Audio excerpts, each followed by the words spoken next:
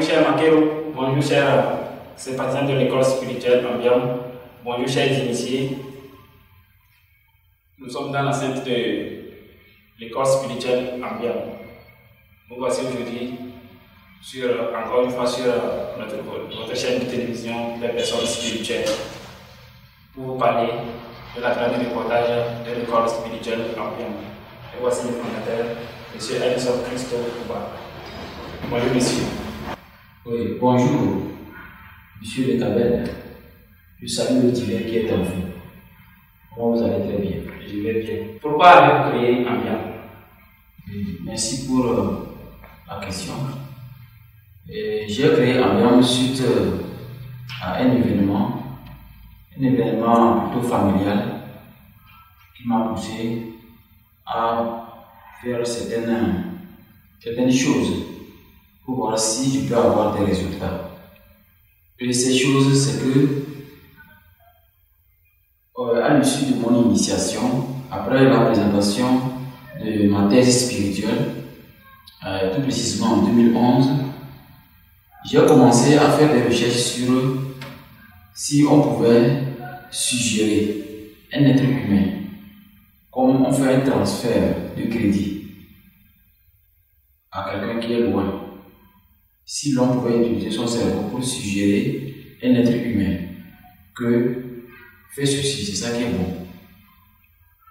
Je me suis posé cette question, puisque j'ai été formé de sorte que pour moi, l'esprit domine la matière.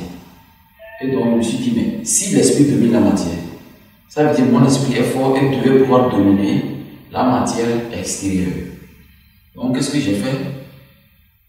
Donc au début de 2012, j'étais engagé comme aide-libraire à la librairie Source de Vie, à ce qu'on dit ici chez les sœurs PSP. Et donc au cours de mon travail d'aide-libraire, il m'est arrivé de rencontrer une personne qui parlait de ses problèmes, sur de certaines choses. Et c'était un problème de maladie. C'était à l'hôpital. Donc, comme j'étais attentif à ces problèmes, à tout ce qui le dérange, à la fin, je me suis dit, ok, je vais les aider à sortir vite de l'hôpital, puisqu'ils se plaignaient qu'il y a un problème d'argent, il y a un enfant qui est malade, alors que leur papa vient de faire accident. Donc du coup, quand j'ai dit je vais l'aider à sortir de l'hôpital, il croyait que je vais lui donner de l'argent, ou bien il va acheter du produit pour l'amener. Je dis non, moi je suis un instructeur spirituel, je peux diriger l'énergie universelle, le biomagnétisme. En fait, c'est un fait réel. C'est ce que les scientifiques appellent les ions négatifs. Dans l'univers, nous avons ce que nous appelons les ions négatifs. C'est une forme d'énergie qu'on peut capter dans certaines prédispositions de méditation. Quand on acquiert cette faculté de méditer très poussée, on peut absorber ce biomagnétisme et diriger pour avoir un résultat. Alors, au lieu de diriger ce magnétisme, quand j'ai visité à l'hôpital, au lieu de diriger ce magnétisme sur le malade, j'ai plutôt dirigé le magnétisme vers le médecin traitant. Pourquoi cela? Parce que quand j'ai observé le malade, en fait le malade n'a pas tellement de séquelles. C'est juste pour retenir, ça arrive bien, on ne peut pas bien, juste pour retenir des gens, pour faire assez de dépenses. Donc je me suis dit, ok, on vous a dit sortir quand? Que dans 3 ou 4 semaines. Parce que là, maintenant, ça se passe, on ne peut pas les libérer. Et moi, j'ai dit, au plus tard demain, on va vous libérer. Donc, comme vous savez que les gens aiment beaucoup de gymnastique, de prière, donc j'ai dû faire cette prière pour les faire croire que c'est l'objectif de ma présence. Et donc, après cela, j'ai dirigé le magnétisme vers le médecin et j'ai intimé l'ordre au médecin de les libérer. La compassion, la pitié que j'ai chargé dans le biomagnétisme, que j'ai formé en forme pyramidale, j'ai envoyé dans le corps physique du médecin a fait que le médecin, la même journée, le soir, les a libérés. Et donc, il m'a appelé, il me dit qu'on les a libérés. Et donc, ils veulent appartenir à mon église. Il dit non, j'aime pas d'église. Je n'ai rien. Oh, j'aime pas d'église, sinon mes prières sont très efficaces. C'est là que je me suis dit, mais si je suis capable d'utiliser le magnétisme pour aider quelqu'un qui me suggère l'église, est-ce que c'est pas mieux de créer une école dans laquelle je peux enseigner cette science? Cette science qui dit que l'esprit domine la matière. Et c'est une science africaine. Nos pyramides ont été claires. Quand on les décode, on se rend compte que nous sommes les premiers sorciers les plus importants sur notre planète Terre. Les sorciers qui peuvent garder des secrets pour le bien de l'humanité, pour le bien de ceux qui veulent avancer. Et donc voici d'où vient cette idée de créer Ambiam, cette école spirituelle, pour aider les Africains à réussir, pour aider les Africains à être heureux par leur propre esprit. Et non aller voir quelqu'un qui dit qu'il faut qu'on égorge le mouton, le bœuf, même des fois, les gens débordent la ligne rouge en égorgeant des êtres humains. Donc, mon objectif, en dehors de cette vision de ce qui s'est passé à l'hôpital, mon objectif principal était de créer une école dans laquelle l'Africain peut vraiment profiter de sa personne spirituelle par lui-même pour être heureux, pour être épanoui. Donc, voici d'où vient la création de l'école. Merci beaucoup pour ces détails. Ambiam, ça signifie quoi?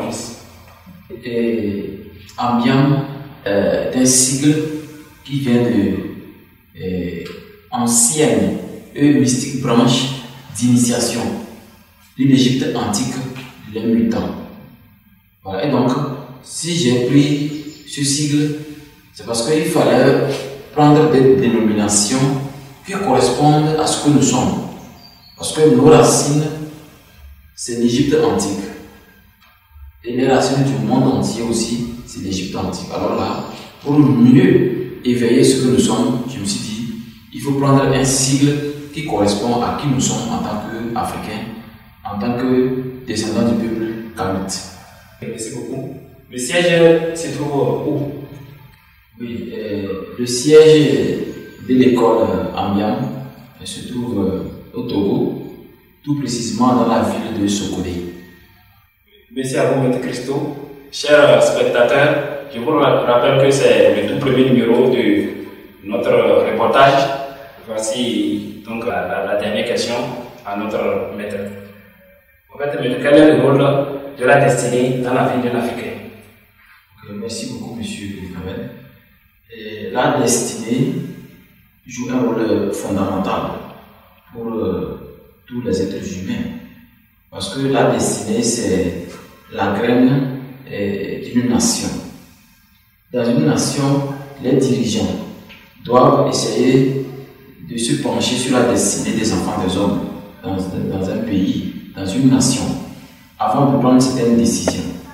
Avant de prendre certaines décisions concernant les enfants, les êtres humains dans une cité, il faut se poser la question: est-ce que cette décision ne va pas paralyser telle personne ou tel groupuscule, ou ne va pas paralyser notre pays? Quand on se pose la question avant, quand on a une décision qu'on veut prendre, qu'on se pose la question: est-ce que cette décision-là ne fera pas du mal aux autres? Et quand on dit du mal, on parle au-delà des souffrances, on parle de la mort. Si ça peut apporter la mort, alors vous devez éviter à tout prix, parce que nous sommes à l'image de quelqu'un qui a créé. Donc nous n'avons pas le droit d'ôter une vie. Parce que dans la vie d'une destinée, quand vous dirigez une entreprise, d'abord la famille, une entreprise, un pays, si une de vos décisions doit contribuer à ôter des vies, vous êtes en train de crucifier votre destinée. En fait, ça n'a pas le fait que les gens meurent vite, ça n'a rien à voir. Vous verrez 200 ans, 300 ans, l'importance est ce que vous vivez.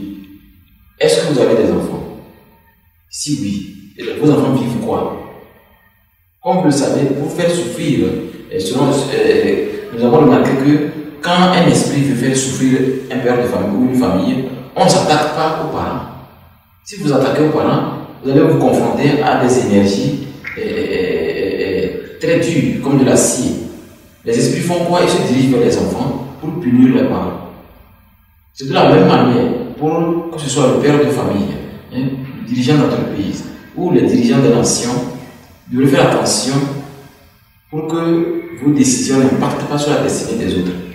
Parce que la destinée, c'est comme un habit que vous voulez à tout moment laver pour le coudre. Parce que l'habit là vous plaît tellement. À tel instant, vous ne voulez même pas changer d'habit. Vous continuez à entretenir l'habit. Pour le plan invisible, sur le plan divin, pour le créateur du ciel et de la terre, le grand macrocosme, c'est-à-dire Dieu, pour lui, quel que soit ce que vous faites, votre destinée est à vous et doit vous correspondre. Et si votre destinée contribue à interrompre les autres, alors vous allez voir que certaines souffrances vont arriver dans la famille, mais pas sur vous, sur les enfants, pour vous amener à faire des dépenses énormes. Des dépenses même, dès que votre argent vient, les dépenses commencent. Dès qu'une situation vient, les dépenses commencent. C'est parce que il y a certaines actions que vous avez posées et que la divinité qui est en vous est devenue obsolète par rapport à la divinité extérieure que ne devait pas vous diriger, mais qui commence à vous diriger. Elle vous dirige pourquoi? Parce que vos décisions ne sont plus valables, puisque le destin dérivé de la destinée se nourrit des décisions. Alors quand vous prenez une décision, vous devez subir, vous devez assumer la décision. Donc le rôle de la destinée est fondamental pour ne pas faire du mal aux autres. Donc pour ne pas faire du mal aux autres, je crois que nous devons essayer de définir ce que c'est que la réussite, ce que c'est qu'une personne qui a réussi sa vie, ce que c'est qu'une personne qui dit qu'elle n'a plus besoin de rien parce qu'elle a tout. Alors sachez que une personne qui a réussi sa vie, une personne qui dit qu'elle n'a plus besoin de rien du tout, c'est une personne qui voit le divin dans tout ce qui existe. C'est quoi le divin? Imaginez un nouveau-né qui est dans son berceau en train de sourire. Il a fait du mal à qui? Personne. Il ne doit à personne. Il n'a insulté à personne. Il est pur, il est simple. Il est pur dans ce monde, pas dans l'invisible. Donc vous allez voir que l'enfant est l'image parfaite de la divinité. Quand vous avez un enfant, vous voyez la divinité dans l'enfant. Donc l'enfant permet qu'on puisse réfléchir, voir que la destinée est liée à ce que nous faisons chaque jour. Pour ne pas faire du mal, regardons les enfants.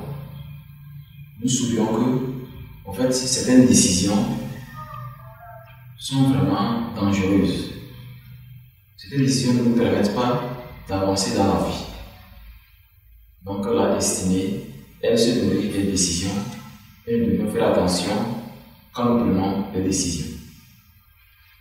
Ok, merci chers instructeurs, merci à vous les spectateurs. Avant de quitter le plateau, vous allez nous dire Aïn Sof la signification. Aïn Sof, je vais essayer de vous expliquer l'origine et l'objectif du nom.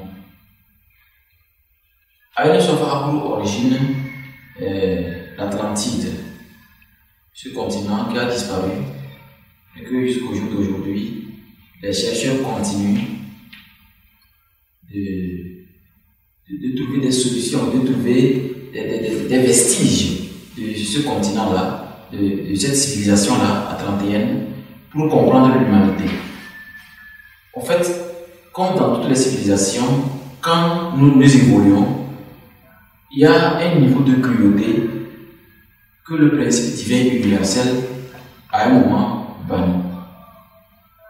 Par exemple, la fabrication du coronavirus. Le fanatisme obsolète, le fanatisme dans lequel faire du mal est devenu l'honneur. Bombarder les autres est devenu l'honneur. Ça s'est passé plus que ça au niveau de l'Atlantide. les Atlantéens. À l'époque, tout était spirituel. On déplaçait les choses par la pensée. On n'avait pas besoin des caméras parce qu'il y avait des cristaux. Des cristaux à la taille d'une montagne, transparents, capables de refléter ce que vous voulez voir. Donc, il y a eu des personnes qui ont ce qu'on peut appeler un bien mal acquis, qui ont profité des secrets et ont commencé à profiter de ce pouvoir-là pour faire du mal. Le mal était cosmique. Ça pouvait briser notre galaxie, je n'aime pas dire la Terre, notre galaxie en 4 parties. Et donc, on ne peut pas permettre à une création minime, parce que nous sommes très minimes sur la Terre, puisque la galaxie elle est vaste. Et donc, on ne peut pas permettre à ce qu'une création minime puisse détruire la galaxie, parce que dans la galaxie, même, comment les appelle-t-on,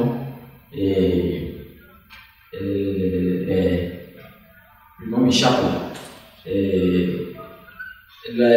la science quantique, les métaphysiciens, la science quantique, ils disent que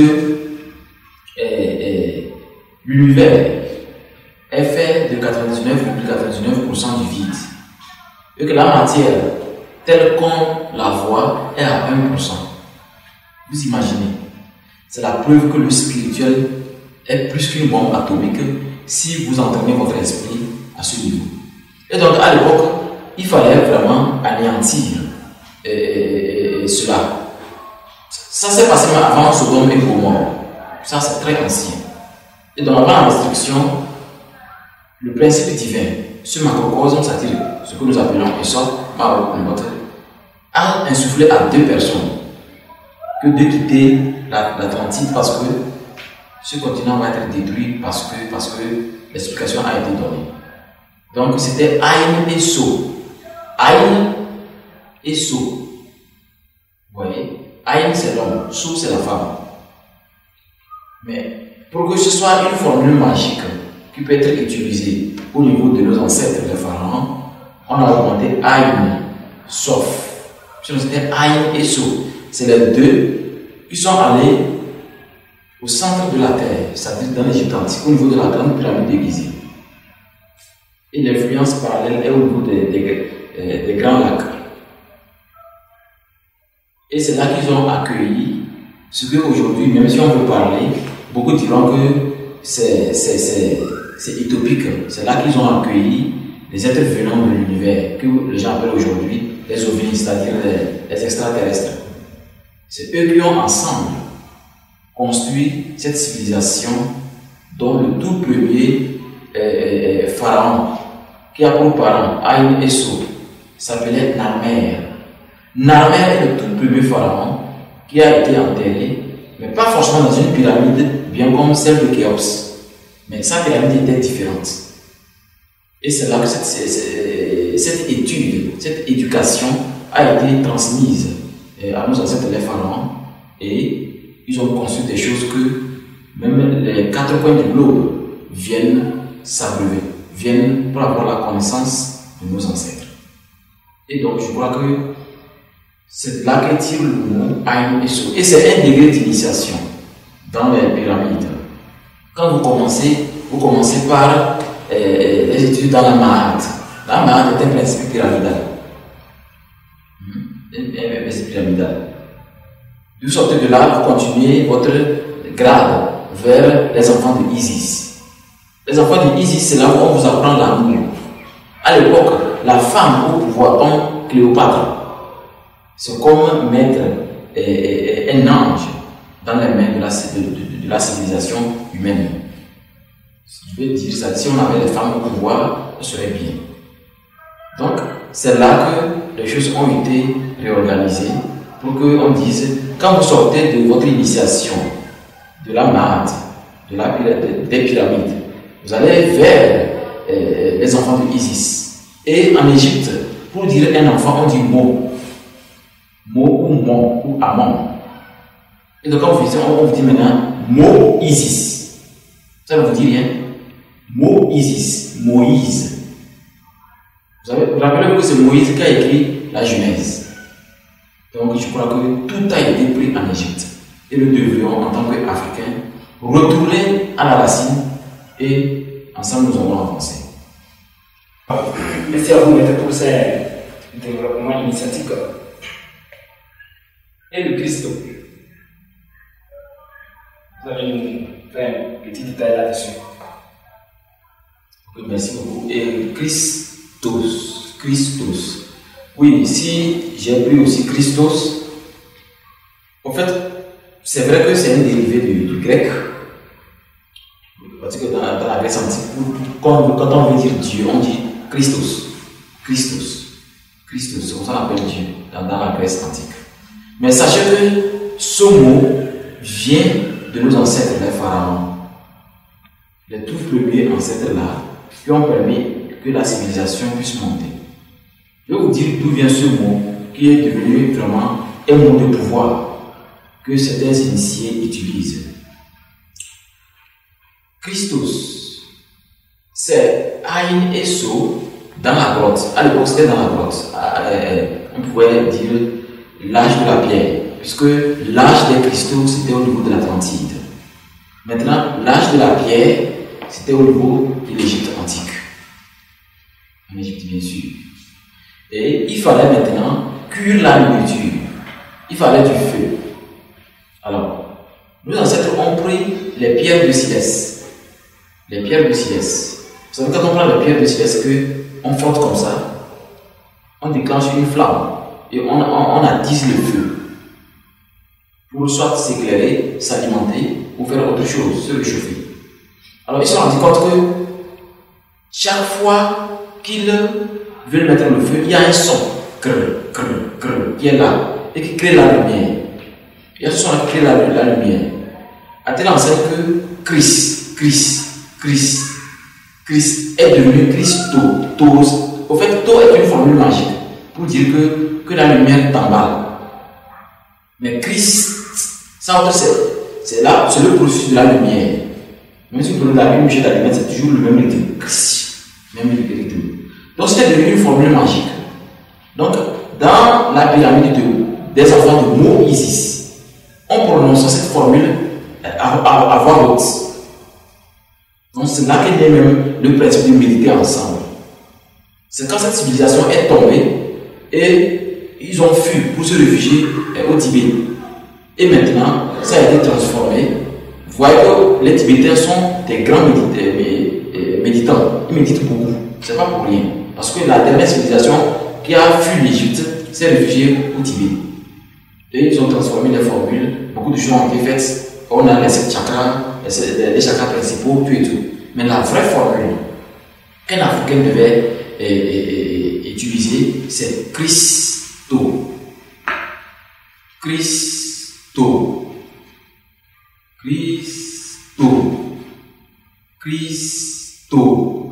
Quand vous prononcez cette formule plusieurs fois, votre journée est différente. Quand vous la prononcez pour vous coucher, votre journée est différente. Parce que c'est un dérivé qui explique que vous êtes comme le cristal. Un cristal qui révèle une lumière transparente. Donc le pouvoir contenu dans cette formule est vraiment très grand. Et ce principe, voilà pourquoi même la Bible a appris pour dire, vous savez que Jésus n'est pas le Christ. Il est devenu le Christ, vous le savez déjà. Il y a eu beaucoup de dialogues, même beaucoup de discussions sur les réseaux sociaux concernant le Christ. Le principe christique n'est rien d'autre qu'un niveau. Nos ancêtres ont vu que on mangeait de la viande crue. Mais nous avons grandi parce que nous avons trouvé la lumière.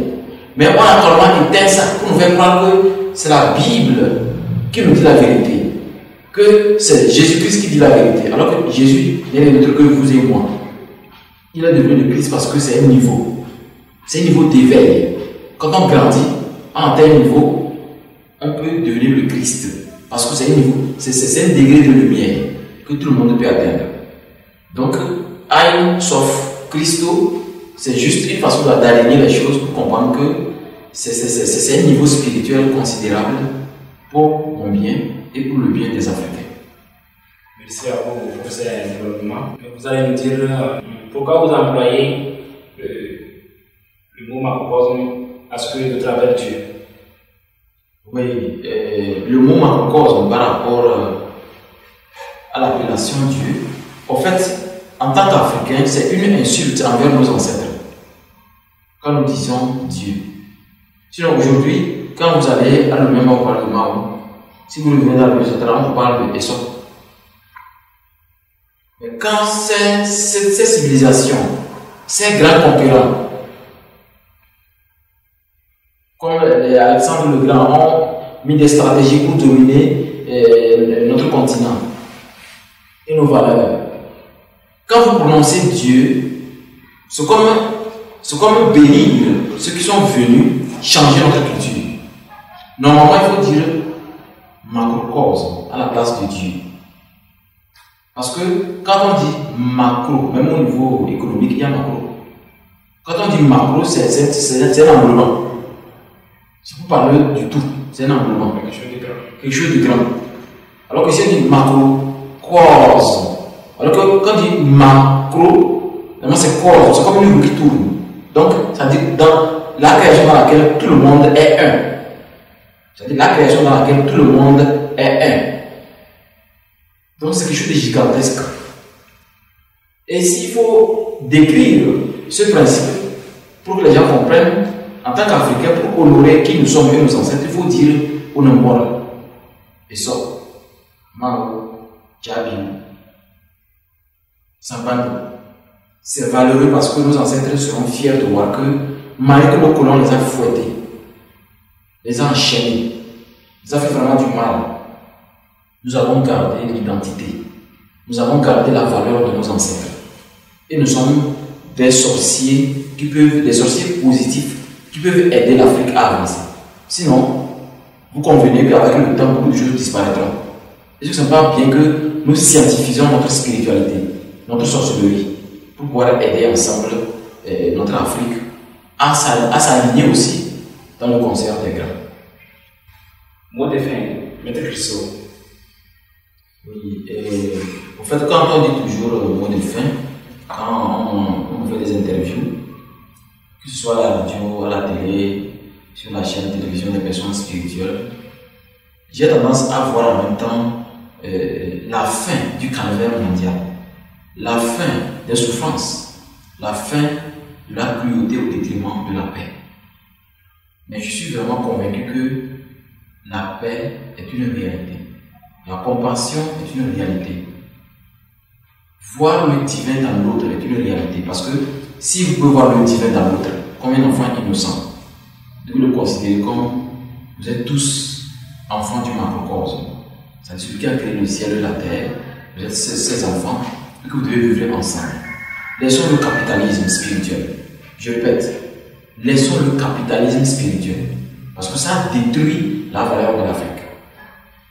C'est vrai, à certains moments, le capitalisme spirituel a ses valeurs.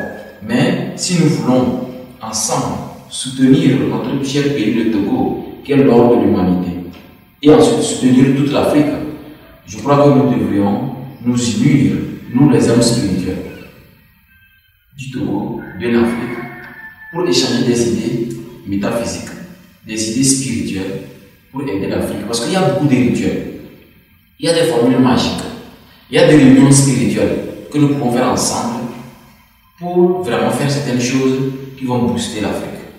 Donc je crois que c'est cette vision-là qui me tient à cœur et je suis certain, je vous remercie, et que la paix divine soit toujours avec vous. Ok, merci à vous, maître. Merci aux spectateurs. Nous vous rappelons que c'est le tout premier numéro. Donc à la prochaine pour la suite de notre grand reportage. Au revoir à la prochaine. Bye.